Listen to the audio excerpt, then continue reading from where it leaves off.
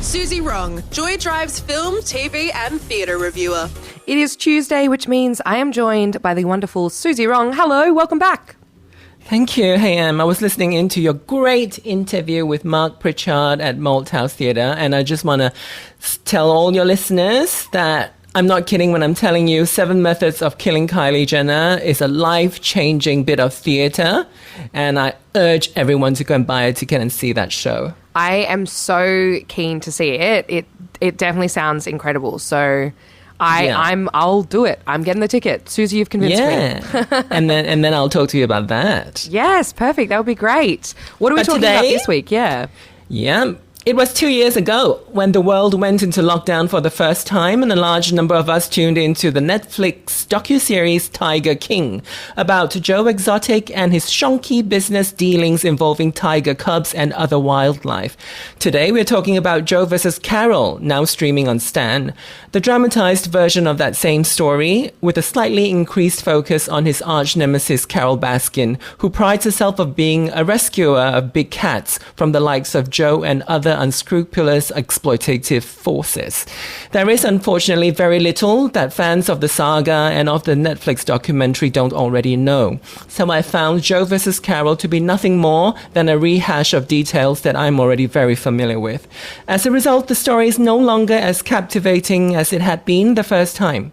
It must be said, however, that John Cameron Mitchell's performance as Joe Exotic is nothing less than extraordinary, and that is where most of the enjoyment lies. Playing Carole Baskin is Kate McKinnon, who is not quite as impressive, and personally I find her work to be extremely tedious. McKinnon too often looks like she's taking the piss, and her irrepressible urge to turn everything into a comedy sketch is simply not my cup of tea. The rest of the support cast, many of whom are Australian, are remarkable. They make the 8-episode series an easy watch. On the whole, Joe vs. Carole is very well put together, and having 2 queer actors playing lead roles is a momentous occasion, even if the imbalance of their abilities makes for a slightly flawed experience. How did you go with it, Em? I totally agree, because I also watched Tiger King, and it is definitely like one of those things where it's like it's already a dramatic real life story. So like all the drama was in Tiger King, and you're like, oh my gosh, I can't believe this is real. So then it's interesting to see like a dramatized version of what is already a dramatic real life story. You know? I think they needed to add something that wasn't in the series. Like if I had anything to do with it, I would have made Joe a bit more of a villain, because both the docuseries and this dramatized version, they sort of are really kind to someone who's done a lot of bad things, and and is in prison for doing all those bad things. So they're sort of really obsessed with making him this charming, quirky character, but actually he did a lot of harm. That's really interesting, because I actually thought that Joe versus Carole skewed more to lean towards Carole's side of the story. Like it felt like it was way more sympathetic towards Carole and not as sympathetic towards Joe, which I found the Netflix documentary really, really skewed towards Joe's side. Like, as you just mentioned, like he did a lot of really terrible things, and it almost like kind of like made him into some sort of hero in the documentary. Yeah.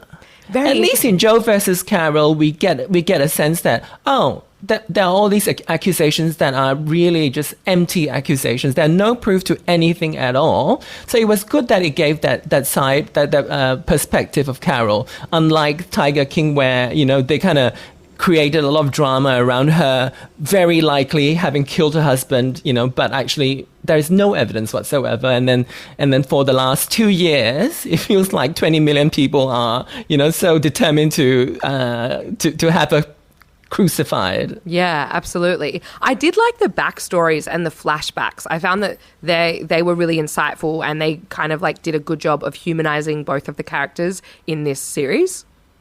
Yeah, I think one of the most valuable things about this Joe Exotic story that's come into popular culture is that we have this sort of really unlikely gay character. We know a lot of gay people in pop culture, but he is so different because he comes from a completely different environment where we always imagine that they're completely unaccepting and that gay people will never be able to thrive. I'm not saying that Joe thrived, but at least he was able to live his truth really openly and, you know, and enjoy his lovers and his sex lives, you know, even though it's very problematic the way that he found lovers, but at least he was able to, he didn't have to be in the closet. And we kind of don't have any examples of other people in that sort of world, in a very conservative, middle American way, where they can be open about their sexuality. So I guess that is a really interesting quality of knowing Joe Exotic's lives. Yeah, that's really true. And I totally agree that John Cameron Mitchell is so good in this. He's incredible. Phenomenal, yeah, absolutely. I think my biggest problem, Suzy, with Joe versus Carole, which is streaming at the moment on Stan, is that I just am really unsure about the CGI of the animals. Is that on purpose? Because it's like not very good. And I was thinking maybe it's like a meta thing and they've done that on purpose so that they don't look like real animals, so that they can be like, oh, clearly no real animals were harmed in the making of this show.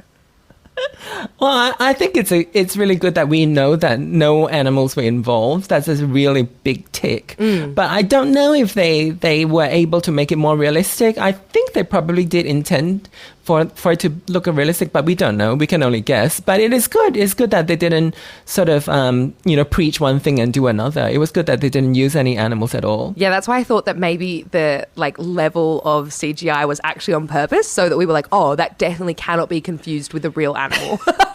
That's very generous of you, Em. Yeah, I wasn't What sure. did you think of Kate's performance? I've got such a big problem with it. I kind of agree with you, because it sounds bad, but I feel like a lot of her work is like very similar. Yeah, she's always like so obviously making fun of everything. And this is just not the platform for it. Like, you know, half the time when she's making fun, we're actually in a really serious mood. And it just comes out of nowhere. But, you know, I have to be really, really fair. There are moments where she's required to be quite vulnerable and emotional, and she actually does deliver as well. Yeah, I think there is like a certain light and shade to her performance, but certainly I feel like because it kind of is not a biopic, but obviously you're depicting real life people and people that we know quite intimately. And I think what John Cameron Mitchell does that Kate doesn't do is that he really sits in Joe Exotic's character, and you can really like see Joe Exotic in him. Yeah, I think he does a lot of mimicry just as Kate McKinnon does.